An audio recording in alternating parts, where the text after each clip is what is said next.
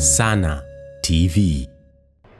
Allahumma salli wa sallim wa barik ala habibina wa sanadina wa shafi'ina Muhammad wa ala alihi wa ashabihi ajma'in.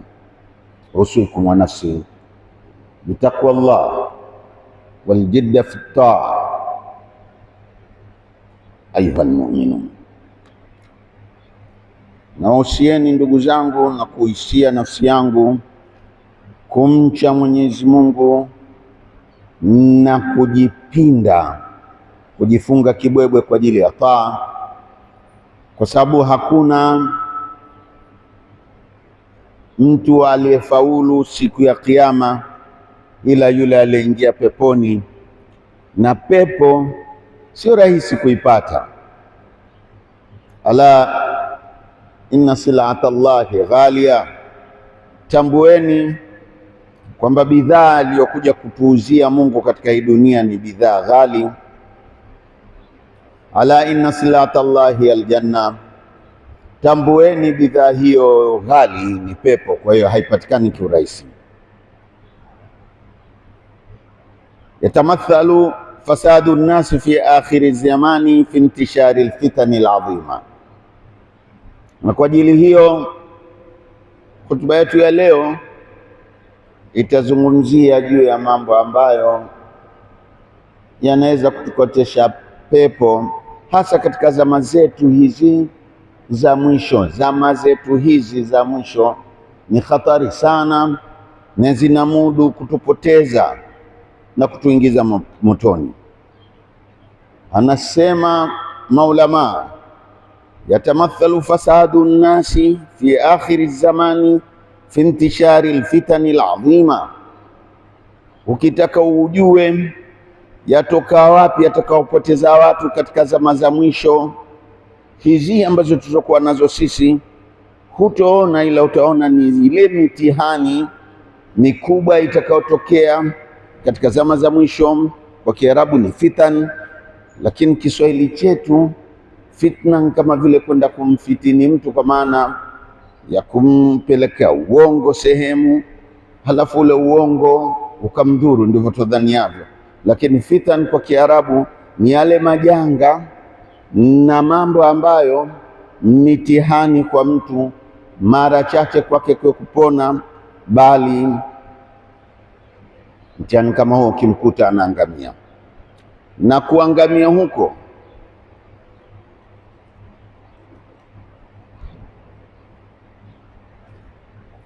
kuangamia huko kuko katika qillatul ilmi, uchache wa elimu ya watu,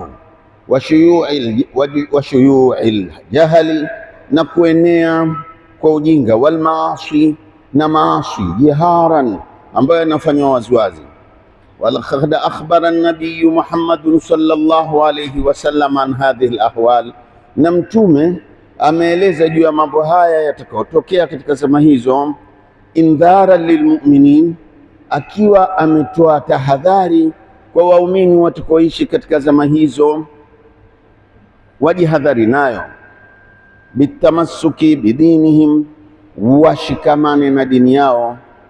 Wa madhahir alamati alfasad kathira, nijulikane alama za upotevu huu ambao utakaoenea sana watu zama za mwisho ni mwingi sana, kama vile dhuhuri alfitani qita al-layli al-mudhlim, kama zile fitna zitakazozuka utadhania giza la usiku. Katika giza hilo, yabiu fihi ar-rajulu dina, utamkuta mtu aiuza dini yake biardhin min ad-dunya, ili aweze kuipata dunia. Hayo ndiyo ambayo sisi, kwa sababu tuko katika zama hizo, basi ni vizuri tukajinabihisha na tukawa na tahadhari sana, ili tusije tukapotea, na tusikilize mafunzo ya Mtume yanasema nini katika kuziepuka hizo fitna, kwa sababu tushafika katika zama hizo, na zama ambazo Mtume amesema kwamba zama hizo zikifika zina itaenea na watu watakaiona kwamba zina ni jambo dogo, na hivyo ndivyo tulivyo leo. Amesema Mtume, la taqumu saatu hatta, hakitosimama kiyama mpaka la yabqa ala wajhi al-ardi ahadun lillahi fi haja, mpaka kiyama kikifika itakuwa hakuna mtu yote mwenye haja na Mungu kipindi hicho. Wa hatta tujadu almar'atu naharan jiharan tunkahu wasata tariqi, mpaka atakutwa mwanamke usiku mchana wa jua kali, tena njiani barabarani yafanywa kitendo cha ndoa. Wala yunkiru dhalika ahadun, na hakuna yoyote atakayekuwa akikataza, yani mtu akiliona jambo apita kando enda zake. Wala ahadun yughayyiruhum, wala yoyote wakuweza kumsahihisha.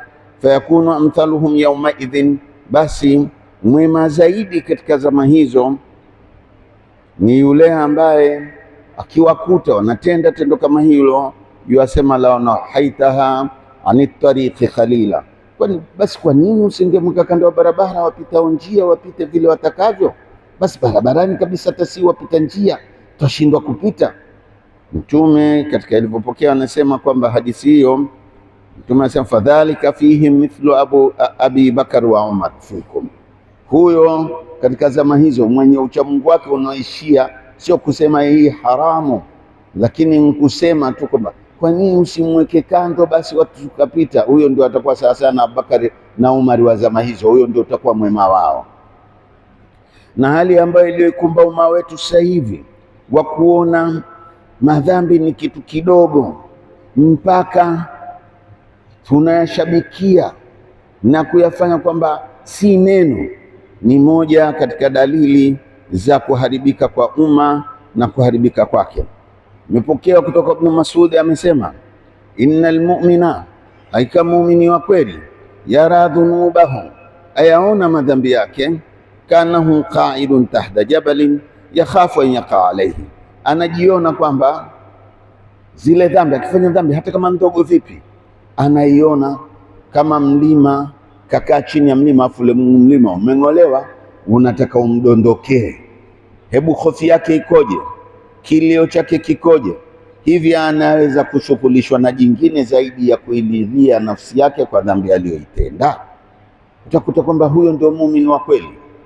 Wa innal fajir, na hakika muumini ambaye ni fajiri, mchafu wa matendo, asiyokuwa na uchaji, asiyokuwa na murua wala akhlaqi za kidini, yara dhunubahum, aziona dhambi zake, kanahu dhubabu marra ala anfihi, anaona kwamba ile dhambi sasa kama mzi tu kamrukia puani kwake, akawa amemputa tu papo kaondoka, hana haja ya kufikiria.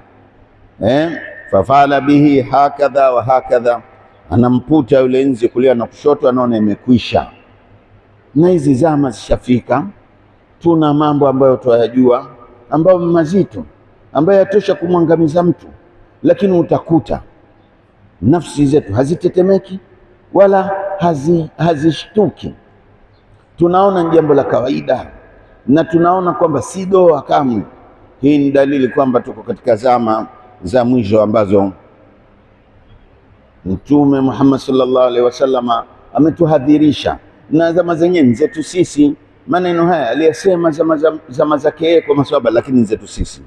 Amesema Mtume Muhammad sallallahu alaihi wasallam, yushaku an yati zamanun, zakaribia kuejieni zama, yugharbalu nnasu fihi gharbalatan, watachekechwa watu kuchekechwa, watabqa huthalatun minan nasi, basi watakaobakia katika zama hizo watakuwa ni makapi ya watu. Makapi ukiitaka uangalie ule vipimo vya wachaji wacha Mungu, utaona ni makapi ya wacha Mungu, labda makapi yao kalmarajat uduhum wa amanatuhum, zimekonda kweli kweli imani zao, yani hawana umakini wowote, hata kuaminiwa, imani ya kuaminiwa mtu kwamba apewe kitu akishike akifikishe kama kilivyo, haiwezekani. Hii ni kitu adimu kwao. Wakhtalafu, na utakuta wamekhtalifiana kubwa, fakanu hakadha. Mtume anasema watakuwa wako hivi, akaweka vidole namna hii jinsi vilivyopishana, ndivyo watapokuwa. Na ukiliangalia hilo katika zama zetu ndilo ambalo linatawala. Kiongozi akisema katika zama hizi sio mwenye kutiiwa, watu waamua ya kwao,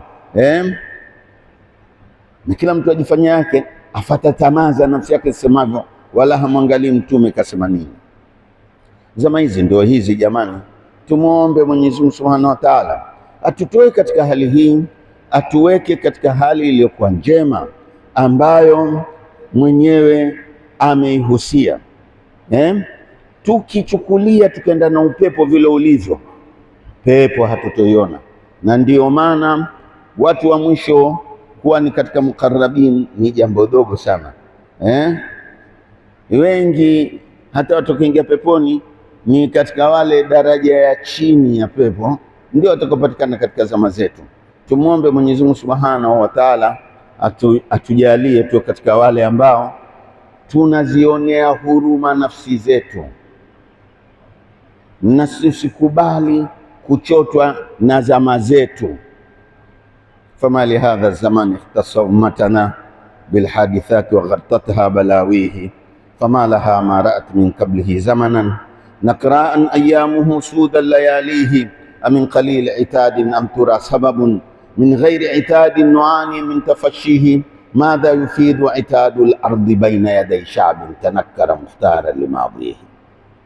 Zama zetu twazitukana, twasema kwa nini mabalaa haya hayakuona zama nyingine zilizopita huko nyuma?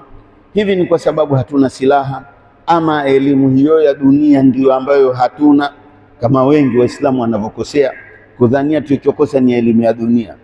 Hapana, sisi tulikosea ni kuikosa imani na uchaji waliokuwa nao wenzetu waliotangulia nyuma.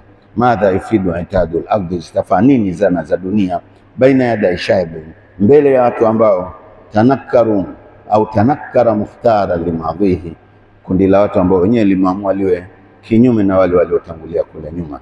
Barakallahu fikum wa alaykum, barakallahu fikum wa nafa'ana Allah bil Qur'an al-azim wa hadana ila al-haqq ila tariqil mustaqim.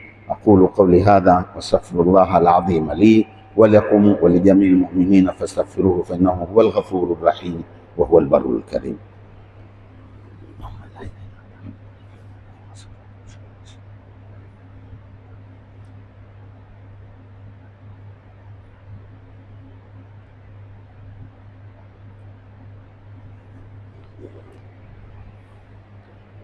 الحمد لله الذي هدانا لهذا وما كنا لنهتدي لولا أن هدانا الله، وأشهد أن لا إله إلا الله، وأشهد أن محمدا رسول الله. اللهم صل وسلم وبارك على حبيبنا وسندنا وشفينا محمد وعلى آله وصحبه وسلم. أوصيكم بنفسي بتقوى الله أيها المؤمنون. Nawausieni kumcha Mwenyezi Mungu enyi mlioamini. Mimi mwenyewe Mungu anijalie na nyinyi awajalieni vivyo. Miongoni mwa fitna zilizotokea katika zama za sasa ambazo Mtume Muhammad sallallahu alaihi wasallam aliamua tufundishe tuwe na hadhari nazo, amesema zama hizi tutazokuwa nazo, yusbihul arrajulu mu'mina wa yumsi kafira, atapambukiwa mtu asubuhi akiwa ni mu'min, lakini jua kabla halijazama atakuwa ni kafir, na jioni anaweza akapambukiwa jua likazama akiwa mu'min, lakini kukacha akiwa ni kafir, kutokana na fitna zilimo katika zama hizi. Na fitna zenyewe ni zile ambazo zatokana na hawa nafsi katika kutokutii amri za viongozi wetu. Mtume Muhammad sallallahu alaihi wasallam aeleza katika hadithi ambayo imepokewa ambayo ameitoa sahaba aminu hadhihi al-umma, akasema kumwambia Mtume, anatueleza huyo sahaba, kana nasu yasaluna rasulallahi anil khair wa kuntu asalu anil sharri makhafatan an yudrikani. Mimi watu walikuwa kimuuliza nifanye nini Mtume, wanamuuliza ili nipate kheri na niwe mtu wa peponi, lakini mimi nikimuuliza juu ya mabaya, ni lipi baya sana niliepuke ili nisiingie motoni.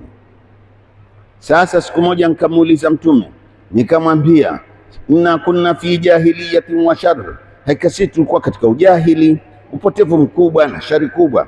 Mungu akatuletea kheri hii ya wewe Mtume Muhammad sallallahu alaihi wasallam, hivi sasa tuko vizuri.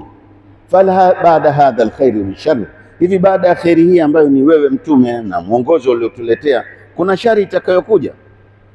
Mtume akajibu naam. Akauliza yule sahaba, hal baada dhalika shari min khair, hivi baada ya shari hiyo itakayokuja baada ya kheri yako kuna kheri nyingine itakuja? Mtume akajibu naam. Wa fihi dakhanun, itakuja lakini itakuwa na ukungu. Kultu wa ma dakhanu, nikamuuliza ukungu wake ukoje?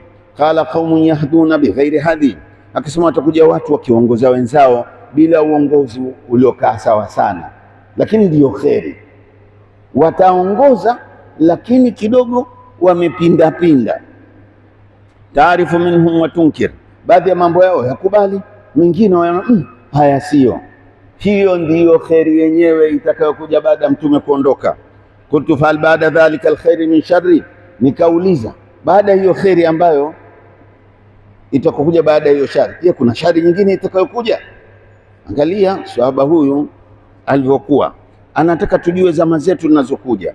Akasema naam, itakuja shari baada ya kheri hiyo. Kheri yenyewe hiyo, baadhi ya mambo nayakubali, mengine huyakubali, lakini ndio kheri. Lakini baada ya kheri hiyo yenye ukungu itakuja shari.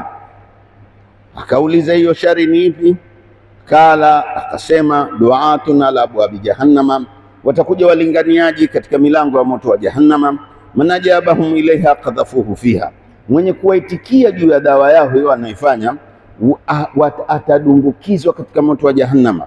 Qultu ya Rasulallah, nikasema ya Mtume wa Mwenyezi Mungu, sifuhum lana, akaambia nieleze hao maduatu, yani walinganiaji dini, lakini wako katika milango ya Jahannam.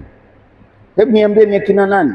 Akasema hum min jiddatina wa yatakallamuna bilsinatina, akasema hao ni miongoni mwetu sisi. Usije kadhani kwamba kafiri ndio atakayokuja kufanya kazi hiyo, bali ni mu'min. Lakini katika hadithi nyingine anasema Qur'ani haimhami katika koo lake. Unaidharau swala yako ukiangalia swala yake, na saumu yako ukitakulinganisha na saumu yake. Hum min jildatina wa yatakallamuna bialsinatina, wao ni miongoni mwetu sisi na wanazungumza maneno yetu sisi. Akisema fama taamurni in adarakani dhalik, unaniamuru nini siku bahati mbaya nimekutwa katika kipindi hicho? Mtume akamjibu yule sahaba akamwambia, talzam jamaat almuslimina wa imamahum, shikamana na imamu mkubwa wa Waislamu, katika kundi kubwa la Waislamu katika zama hizo na imamu wao. Kundi kubwa la Waislamu katika zama hizo ndilo ushikamane nalo na imamu wao. Lakini niwaulize nyinyi mlioko mbele yangu, kundi kubwa la Waislamu katika zama hizi na imamu wao wote twalijua ni hili ambalo laongozwa na mufti wetu hapa, ambalo lina ofisi mpaka vijijini, ambalo mkutano wake ukifanywa dunia nzima ya jua. Taasisi nyingine zozote huenda hata ijulikana lini walichaguana, bali hata ukitakuuliza kiongozi wao nani humjui, si ndio? Talzam jamaat almuslimina imamahum, zikija zama hizo shikamana na kundi kubwa la Waislamu wa zama hizo na kiongozi wao mkuu. Mtume ndivyo anafundisha zama hizo zitakuja. Kwa maana tafsiri nyingine ambayo yaeleweka katika maneno hayo kwamba wale wote ambao wataokuwa wanampinga imamu huyo na kundi lake ndiyo maduatu ala abwabi jahannama. Kwa sababu ukitaka ujue kiundani zaidi, Mtume anakuja kusema, yule sahaba amuuliza famata, je, fa in lam yakun hunalika jamaatun wala imam, je, kama zama hizo zikija ikawa hakuna kundi kubwa, ni vikundi vidogo vidogo tu vimepasuka pasuka na wala hawana kiongozi wa umma, yani hakuna tena yeye. Akasema ta'tazil tilka alfirqa kullaha, achana na vikosi vingine vyote vitakavyokuwepo katika zama hizo. Mtu yote, si jumuiya fulani, si tunasema hivi, wote achana nao. Alaika bi khasati ahlika wa da'amahum, ni juu yako wewe ushikamane na familia yako tu, na kama huna familia, walau anta abba bi asli shajara khairul laka hatta yudrikaka almaut. Kipindi hicho kikija basi hata kama huna wa kukaa naye, basi nenda kakumbatie shina la mti mpaka mauti yakute katika zama hizo, kwa sababu ukijaribu kujiunga katika kikosi kingine kinamkufurisha yule, kinamkufurisha, kinakutoa kwenye imani. Na hizi ndio zama tulizokuwa nazo sisi. Ndio maana Mtume akisema mtu atazaliwa akiwa kafir, Muislam anakufa asubuhi ni Muislam, jioni ni kafir, kutokana na fitna aliyopewa, akaamua kumchukia Muislamu mwenzake na kumkufurisha na kumtoa katika uongozi wa kiongozi wao mkuu. Hadithi hii iko katika Al-Lu'lu' wal Marjan fi mattafaqa alayhi shaykhan, kwa maana iko kwenye Sahih Muslim na katika Sahih Bukhari. Kwa ni hadithi sahihi, na hizi wenyewe hamuoni kwamba ndio zama zenyewe? Imefika wakati mtu eti amhukumu huyo ambaye Mtume kamsema kwamba ndiyo kitu cha kukuokoa zama hizo, shikamana naye, yeye amwita kafiri, yeye amwita nani? Naomba unabihike na ushtuke na ujiandae juu ya hali kama hii, kwa sababu kama msipojua, na sisi tuwaeleza ili watu wajue, ili siku ya Kiyama tukijaulizwa huo umma wenu mliwaambia, tuambia tuliwaambia, lakini wenyewe wakafata tamaa ya nafsi wakaamua kufanya kinyume. Kwa hiyo nakuombeni tushikane na maneno ya Mtume Muhammad katika zama hizi. Unatakiwa ushikamane na kiongozi wako mkuu wa dini, na maana yake sio kwamba yeye atakuwa ni malaika. Atakuwa na makosa. Kullu ibni adama khata'un, mwanadamu yote mkosaji, wa khairul khata'ina tawwabun. Lakini ili uingie peponi, shikamana na kiongozi wako mkuu, la sivyo wewe utawaitikia wale ambao duatu wanalabu bi jahannama, walinganiaji ambao katika milango ya jahannama, mwenye kuwaitikia watakwenda kumtupa katika moto huo. Mwenyezi Mungu ametuamrisha katika Qur'an tukufu tumswalie mtume wetu Muhammad, akasema inna Allaha malaikatahu yusalluna ala nabi ya ayyuhalladhina amanu sallu alayhi wa sallimu taslima. Allahumma salli wa sallim Allahumma salli ala sayyidina Muhammad tibbi qulubi wa dawaiha wa afiyatil abnani wa shifaiha wa qutil arwahi wa ghidaiha wa nuril absari wa diyaiha wa ala alihi wa sahbihi wasallim. Salli alayhi salatan كامل وسلم عليه سلاما تم يا رب العالمين. وارض اللهم عن الخلفاء الراشدين المهديين من بعد أمير المؤمنين سيدنا أبي بكر الصديق، أمير المؤمنين سيدنا عمر بن الخطاب، أمير المؤمنين سيدنا عثمان بن عفان، أمير المؤمنين سيدنا علي بن أبي طالب. واغفر اللهم للمؤمنين والمؤمنات والمسلمين والمسلمات الأحياء منهم والأموات. اللهم اهدنا بهداك.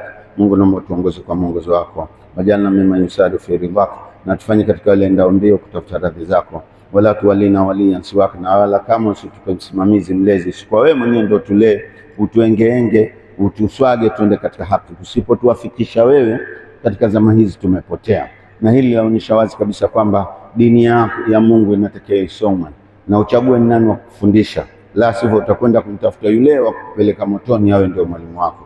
Mwenyezi Mungu naomba tusaidie. Allahumma, tutakuomba Mwenyezi Mungu antajala hadha albalada amina mutmainna, jalia nchi yetu hii ya Tanzania iwe ya amani na iliyotulizana. Zama za watu ambao wanataka kuachia vijana eti wao ndio akili zao zaongoza umma, watu ambao kwa kizungu wanaitwa akili zao inaitwa foolish age, yani umri wa kipumbavu, ndio unaongoza, hali ya kwamba dunia nzima naamini kuwa ni umri wa kipumbavu. Ule Arabuni wanaita ashababu shu'batu min aljunun, ujana ni pande la wendazimu. Kwa hiyo hizo akili za kiwenda wazimu ndio zitengenezewe jamvi, zisikilizwe na kufatwa. La, si kwetu Tanzania tukasema ni maji ya moto hayaunguzi nyumba. Mwenyezi Mungu nakuomba tusiingie katika mtego, nchi yetu ikaharibika. Mwenyezi Mungu naomba ushushe amani na utulivu na hidayah kwa kiongozi wetu mkubwa Mama Samia Suluhu Hassan, muonyeshe haki katika vazi lake la haki ili aweze kuifata, na muonyeshe batili katika vazi la batili na mruzuku kuepuka. Na kuomba Mwenyezi Mungu kwa sababu wewe katika zama zetu umetuwekea uongozi wetu kwa kiongozi wetu. Mwenyezi Mungu, naomba Mwenyezi Mungu naye umshike mkono mufti wetu Mufti Dr. Abubakar bin Zubair, awe ni sababu ya kutuongoza. Muonyeshe haki katika vazi lake la haki, mruzuku ifata, muonyeshe batil katika vazi la batil, ili aweze kuiepuka na kutuepusha na batil hiyo. Mwenyezi Mungu, sisi nasaluka aljannata, sitakuomba pepo, wa naudhu bika minan nar, na nakuomba tuepushe na moto, ya Karim ya Rahim. Ibadallah, inna Allah ya'muru bil adli wal ihsani wa ita'i dhil qurba wa yanha 'anil fahsha'i wal munkari wal baghi ya'idhukum la'allakum tadhakkarun. اذكروا الله العظيم الجليل الكريم يذكركم واشكروه على نعمكم يزدكم ولذكر الله أكبر والله يعلم ما تصنعون. وأقيموا الصلاة.